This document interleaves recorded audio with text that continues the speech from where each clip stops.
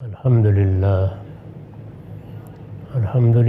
رب العالمین والصلاة والسلام علی محمد الامین فاعوذ باللہ من الشیطان الرجیم بسم اللہ الرحمن الرحیم۔ خواتین و حضرات، ہم سورہ انبیاء کی آیت 34 سے درس کی ابتدا کر رہے ہیں۔ اس سے پیچھے اللہ تعالیٰ نے اپنی بعض نمایاں نشانیوں کی طرف توجہ دلائی۔ یاد رہے کہ یہ مضمون یہاں سے شروع ہوا تھا کہ یہ لوگ بار بار یہ تقاضا کرتے ہیں کہ کوئی خرق عادت دکھائیے، کوئی معجزہ دکھائیے، جس عذاب کی آپ وعید سنا رہے ہیں اس کی کوئی جھلک دکھائیے، اس کے بعد ہم ماننے کے لیے تیار ہوں گے۔ اللہ تعالیٰ نے توجہ دلائی کہ اگر تم نشانیاں مانگ رہے ہو تو ذرا چشم بصیرت کھول کر دیکھو، تمہارے گرد و پیش میں نشانیاں ہی نشانیاں ہیں۔ زمین کو دیکھو، آسمان کو دیکھو، یہ عظیم مادی کائنات تمہارے سامنے ہے، اس میں جگہ جگہ قوت کا ظہور ہو رہا ہے۔ اللہ تعالیٰ کی جو مخلوقات اس سے وجود میں آ رہی ہیں، ان کو جمادات میں دیکھو، نباتات میں دیکھو، حیوانات میں دیکھو، اللہ کی کیا کیا نشانیاں تمہارے گرد و پیش میں بکھری ہوئی ہیں۔ یہ زمین و آسمان، یہ سورج چاند، یہ دیکھتے نہیں ہو کہ کس طرح فضا میں معلق ہیں، لیکن اپنے اپنے مدار میں گردش کر رہے ہیں۔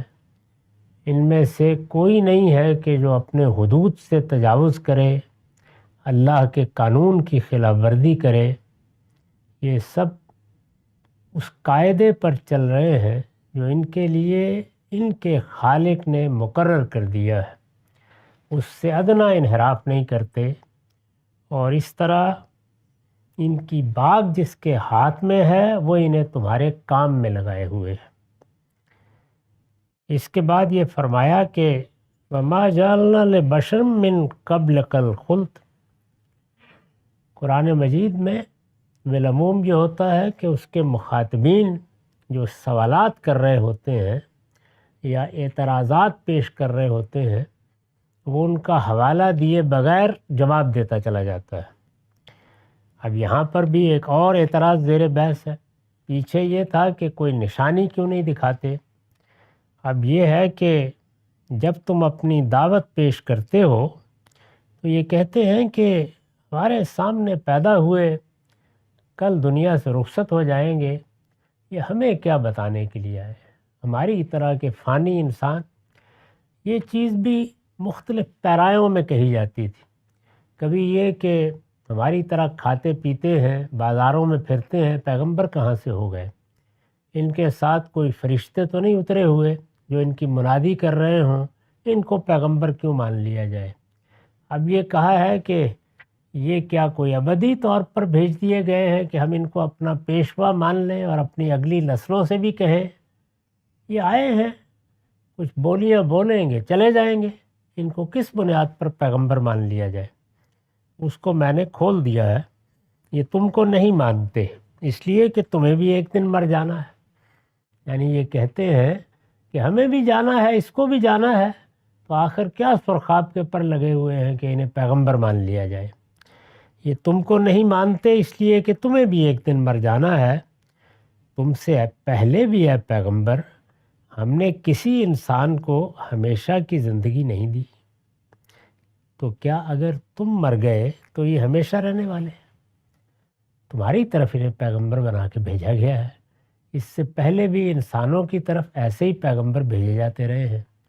اگر انسانوں کے بارے میں ہم یہ فیصلہ کرتے کہ وہ ہمیشہ رہیں گے تو پیغمبر بھی وہ بھیجتے جو ہمیشہ رہتے۔ اگر ہمارا پیغمبر ان کو دعوت دے کے دنیا سے رخصت ہو جائے گا تو یہ کیا ابدی حیات کا پروانہ لے کے آئے؟ یہ جواب دیا ان کو۔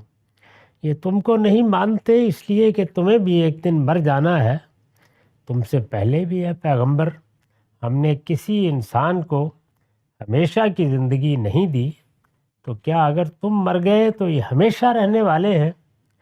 میں نے اس پر لکھا ہے، مطلب یہ ہے کہ جب خود بھی فانی ہے تو آخر رسول کے بارے میں کیوں چاہتے ہیں کہ اسے غیر فانی ہونا چاہیے؟ اللہ تعالیٰ نے انسانوں کو مخاطب کیا ہے، فانی انسانوں کو مخاطب کیا ہے، ان کی طرف اپنے رسول بھیجے ہیں۔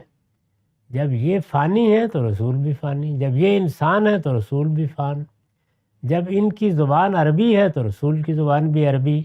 تو فرمایا کہ ہم تو تمہاری سہولت کے لیے، تم پر حجت تمام کرنے کے لیے تمہاری طرح کے ایک انسان کا انتخاب کرتے ہیں تاکہ تمہیں کوئی اجنبیت محسوس نہ ہو۔ تو یہ کیا احمقانہ مطالبہ ہے کہ ہم تو فانی ہیں لیکن رسول کو باقی رہنا چاہیے؟ یہ کس طرح کا مطالبہ ہے؟ ارشاد ہوا کل نفس ذائقۃ الموت وما جعلنا لبشر من قبلک الخلد، ہم نے کسی انسان کو اس سے پہلے بھی ہمیشہ کی زندگی نہیں دی، افإن مت فہم الخالدون، تو کیا اگر تم مر گئے تو یہ ہمیشہ رہنے والے ہیں۔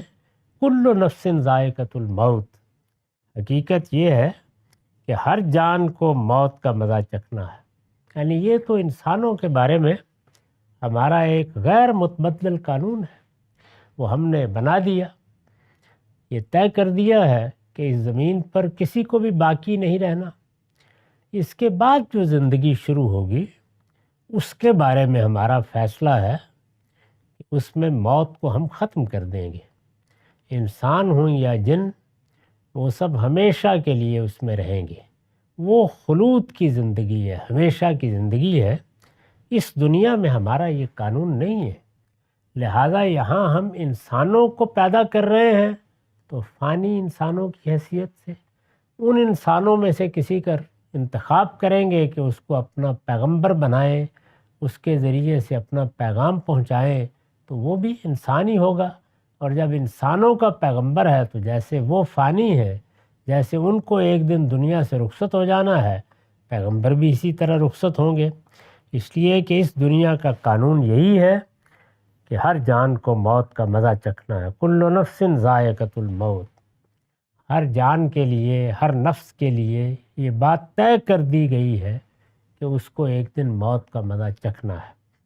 وَنَبْلُوكُمْ بِالشَّرِّ وَالْخَيْرِ فِتْنَةً وَإِلَيْنَا تُرْجَعُونَ، اور یہ اپنی حیثیت پر اترائے نہیں، اس وقت ان کو اچھے حالات میسر ہیں، یہ اپنے اپنے علاقوں کے سردار بنے ہوئے ہیں، ان کو دولت کی بھی فراوانی حاصل ہے، اس پر اترائیں نہیں، ہم اچھے اور برے حالات سے تم لوگوں کو آزما رہے ہیں۔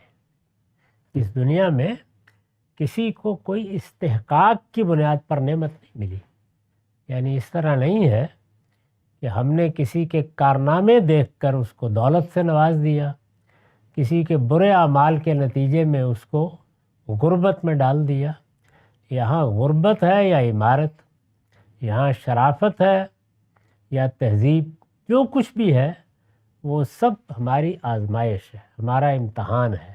یہاں ابتلا کا قانون کام فرما ہے، اور یہ اپنی حیثیت پر اترائے نہیں، ہم اچھے اور برے حالات سے تم لوگوں کو آزما رہے۔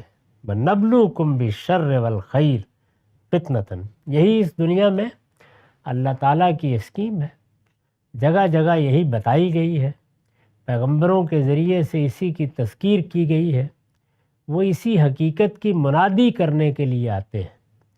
اللہ کے پیغمبر لوگوں کی دنیا کے مسائل حل کرنے نہیں آتے، سیاست، معیشت، معاشرت، ان سب چیزوں کے لیے اللہ نے انسان کو بہت عقل دے رکھی ہے، اس کو علم دے کر بھیجا ہے۔ یہ علم، یہ عقل، یہ مذہب نہیں دیکھتے، یہ اللہ نے تقسیم کر دیے ہیں، یہ ہر جگہ موجود ہوں گے، ہر جگہ کار فرما ہوں گے، ہر جگہ نتیجہ خیز ہو جائیں گے۔ اللہ نے اپنے پیغمبر اس بنیادی حقیقت کی وضاحت کے لیے بھیجے ہیں کہ یہ دنیا میں تم جو کچھ کر رہے ہو یہ سب فانی ہے، یہاں ہر ایک کو ایک دن دنیا سے رخصت ہونا ہے، تم اپنے پروردگار کی بارگاہ میں اٹھائے جاؤ گے، وہاں سے ایک نئی زندگی شروع ہوگی، وہ زندگی ابدی زندگی ہے۔ اللہ کے پیغمبر یہ حقیقت بتانے کے لیے آتے ہیں، وہ لوگوں کو یہ سمجھانے کے لیے آتے ہیں کہ موت پر زندگی ختم نہیں ہو رہی، وہ آخرت کی منادی کرتے ہیں، اور اس دنیا کے بارے میں انسان کو اس کے پروردگار کی اس اسکیم سے آگاہ کرتے ہیں کہ یہ اچھے اور برے حالات سے آزمانے کے لیے برپا کی گئی ہے، یہاں جو کچھ ہو رہا ہے پرکھنے کے لیے ہو رہا ہے، اور وَإِلَيْنَا تُرْجَعُونَ، اور ایک دن تم سب ہماری ہی طرف لوٹائے جاؤ گے۔ اس پر میں نے حاشیہ لکھا ہے، یعنی یہ خیال نہ کریں کہ ان کے اچھے حالات ان کا ذاتی استحقاق ہے، دولت ہے، عزت ہے، شرف ہے، یہ انفرادی سطح پر ہو یا قوموں کی سطح پر۔ اس وقت بھی دنیا میں بعض قوموں کو غیر معمولی غلبہ حاصل ہے، ان کو غیر معمولی طاقت مل گئی ہے، یہ اللہ تعالیٰ نے امتحان کے لیے دی ہے۔ یہاں کوئی چیز بھی کسی کا استحقاق نہیں ہے، یعنی یہ خیال نہ کریں کہ ان کے اچھے حالات ان کا ذاتی استحقاق ہیں اور اس کی بنا پر اب نبوت بھی نہیں ملنے چاہیے تھی۔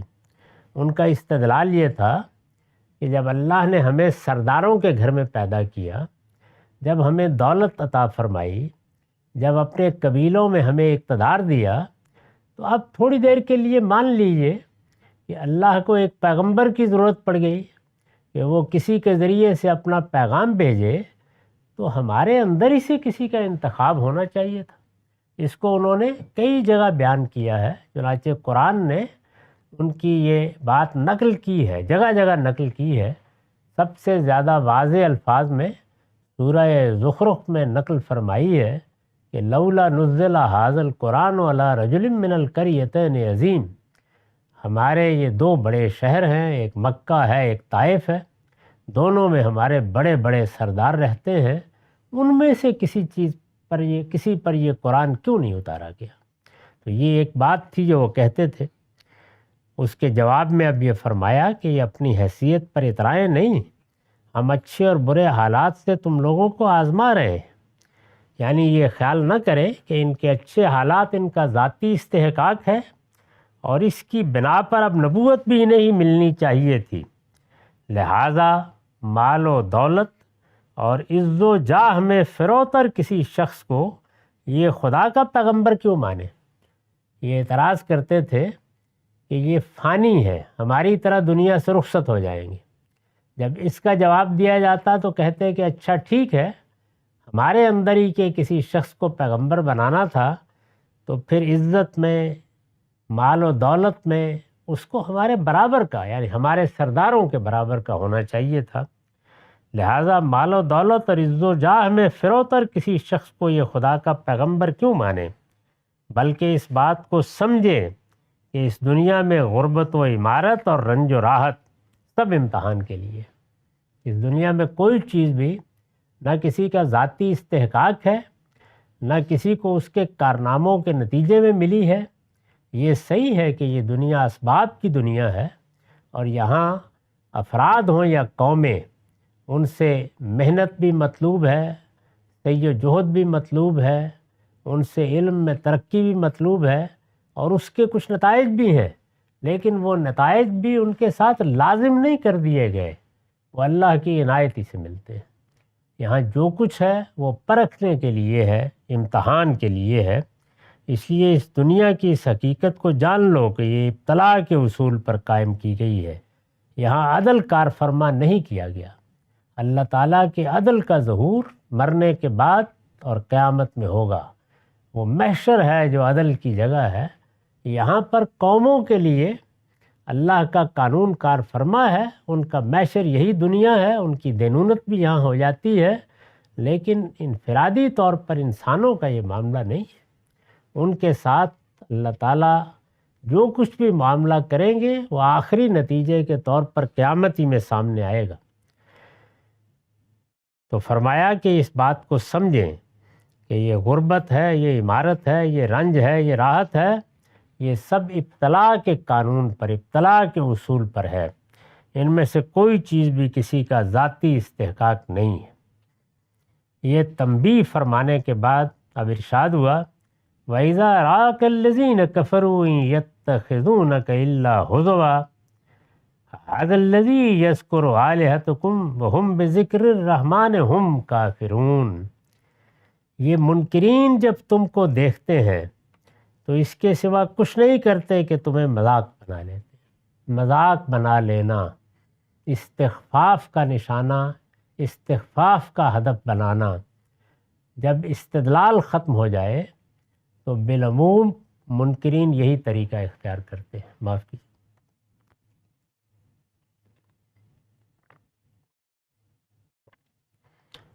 دنیا میں جو امتحان برپا ہے جس کا پچھلی آیت میں ذکر ہوا، وہ علم کا بھی ہے اور عمل کا بھی ہے۔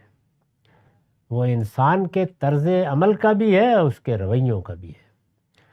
ہر معاملے میں اللہ تعالیٰ یہ دیکھ رہا ہے کہ میں نے انسان کو عقل دی ہے تو اس کا کیسا استعمال کرتا ہے، حادثہ اخلاقی دیا ہے تو وہ اس کو کتنا بیدار رکھتا ہے، اس سے جمالیات دی ہے تو اس میں وہ کن چیزوں کا انتخاب کرتا ہے، اور پھر اس نے اپنے دین کی جو ہدایت پیغمبروں کے ذریعے سے دی ہے اس میں بھی ظاہر بات ہے کہ 4 بنیادی اصول قائم کر دیے گئے ہیں۔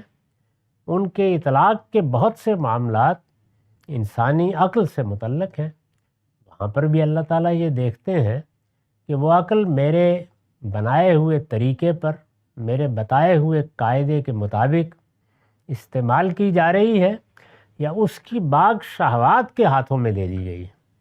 یعنی عقل کو ہر طرح کے جذبات، ہر طرح کے تعصبات سے الگ رہ کر خالص عقل کی بنیاد پر فیصلے کرنے چاہیے۔ کیا وہ کر رہی ہے، وہ دین کے فیصلے ہوں یا دنیا کے۔ اگر وہ اپنی باغ جذبات کے ہاتھ میں دے دیتی ہے، اگر تعصبات کو اپنا رہنما بنا لیتی ہے تو اس کے نتائج بھی اس کے لحاظ سے نکلیں گے۔ یہ منکرین جب تم کو دیکھتے ہیں تو اس کے سوا کچھ نہیں کرتے کہ تمہیں مذاق بنا لیتے ہیں۔ اب اگر عقل کا امتحان ہے، عقل کی بات کے جواب میں عقل کی بات کرنی چاہیے۔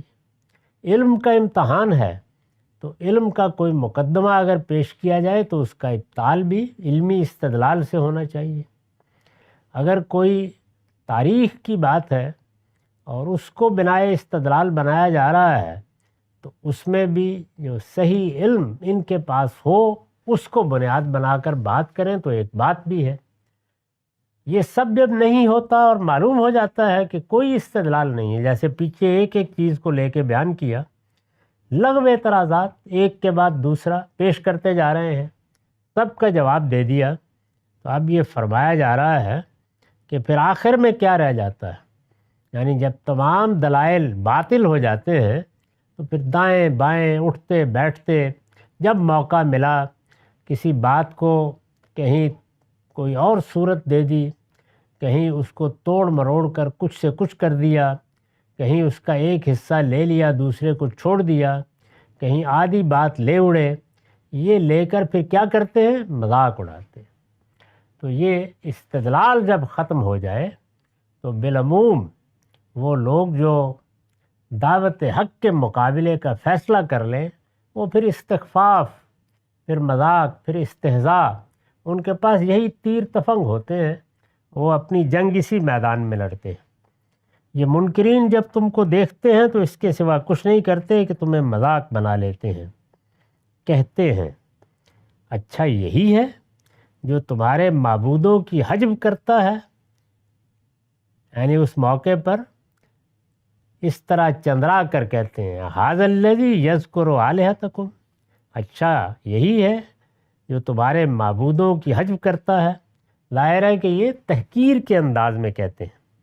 جب یہ کہتے ہیں تو مقصد یہ ہوتا ہے کہ دوسروں کو یہ بتایا جائے کہ کیا شخص ہے، کس کے پیچھے چل رہے ہو، کس کو سمجھ رہے ہو کہ وہ پیغمبر بن گیا ہے، یہی ہے جو ہمارے معبودوں کی حجب کرتا ہے۔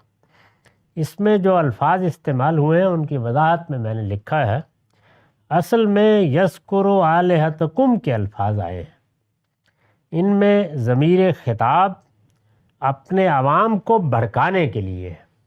یعنی یہ نہیں کہا انہوں نے کہ ہمارے معبودوں کی حجب کرتا ہے، سردار ہیں، قیادت کے منصب پر فائز ہیں، لوگ ان کی طرف دیکھتے ہیں، تو کیا کہا؟ یہ کہا کہ یہ تمہارے معبودوں کی حجب کرتا ہے۔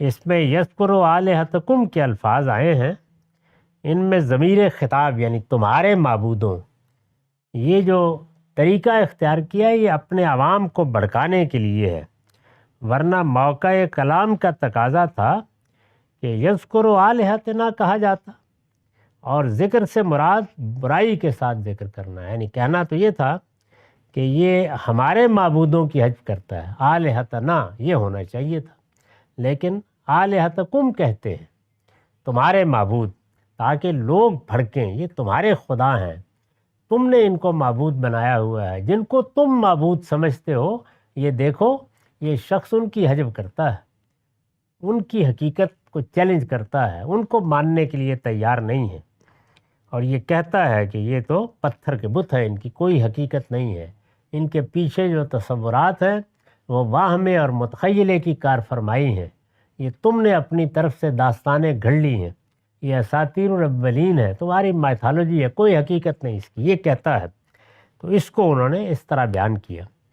یہ اسلوب بتا رہا ہے کہ یذکر آلہتکم کے بعد بسو کا لفظ وہ اپنے معبودوں کے لیے غیرت و حمیت کی بنیاد پر حذف کر دیتے تھے، یعنی یہاں پہ اگر پوری بات کی جائے تو ہونا یہ چاہیے تھا کہ ھذا الذی یذکر آلہتکم بالسوء، تمہارے معبودوں کی حجب کرتا ہے، تو بالسوء یعنی برائی سے ان کا ذکر کرتا ہے، اس میں برائی سے کے الفاظ omit کر دیے ہیں، حذف کر دیے ہیں، اس لیے کہ وہ اپنے معبودوں کے بارے میں یہ لفظ بولنا بھی سوء ادب خیال کر رہے ہیں۔ وَهُمْ بِذِكْرِ الرَّحْمَنِ هُمْ كَافِرُونَ، اور اپنا حال یہ ہے کہ یہ خود خدائے رحمان کے ذکر ہی کے منکر ہیں، یعنی اپنے معبودوں کے بارے میں تو ایسی احتیاط ہے، ایسا ادب کا خیال ہے، وہ اپنے معبودوں کے لیے غیرت و حمیت کی بنا پر حذف کر دیتے تھے۔ استاذ امام کے الفاظ میں گویا اپنے بتوں کے لیے برائی کا لفظ زبان پر لانا انہیں بطور نقل کفر بھی گوارا نہیں تھا، یعنی کسی بات کا حوالہ دیتے ہوئے بھی وہ اپنے معبودوں کی شان میں کسی گستاخی کا تصور نہیں کرتے تھے، اس پر تبصرہ کیا ہے وَهُمْ بِذِكْرِ الرَّحْمَنِ هُمْ كَافِرُونَ۔ اور دیکھیے کیسے تعجب کی بات ہے کہ یہ اپنے معبودوں کے بارے میں تو ایسی غیرت اور حمیت رکھتے ہیں، خدا کے معاملے میں کچھ نہیں۔ میں نے لکھا ہے یعنی اپنے ٹھہرائے ہوئے معبودوں کے لیے تو ایسی غیرت و حمیت رکھتے ہیں، مگر معبود حقیقی کے معاملے میں حال یہ ہے کہ اس کے ذکر کے بھی روادار نہیں ہیں۔ جگہ جگہ قرآن نے بتایا ہے کہ جب زیادہ اللہ تعالیٰ کا ذکر کیا جاتا یا اللہ تعالیٰ کی توحید بیان کی جاتی یا اللہ تعالیٰ ہی سے خاص ہو جانے کی تلقین کی جاتی تو انہیں غصہ آ جاتا، ٹوٹ پڑتے، بات سننے کے لیے تیار نہ ہوتے۔